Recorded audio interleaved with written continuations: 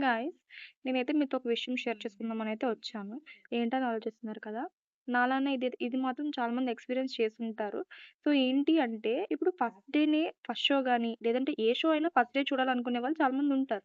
So, వాళ్ళు చూస్తారు okay. Fine బావుంది. అంతా బావుంది.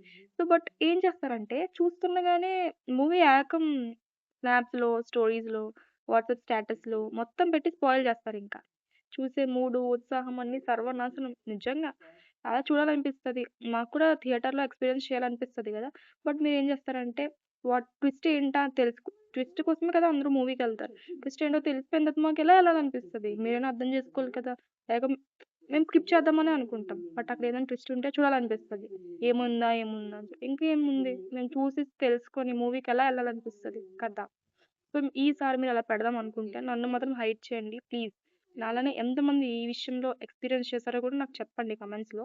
ఇంకా 'రాజసాబ్' మూవీ రివ్యూ ఎలా ఉందో కూడా చెప్పండి. ఎంతమంది మూవీకెళ్లారో కూడా చెప్పండి. నేనైతే వెళ్తాను.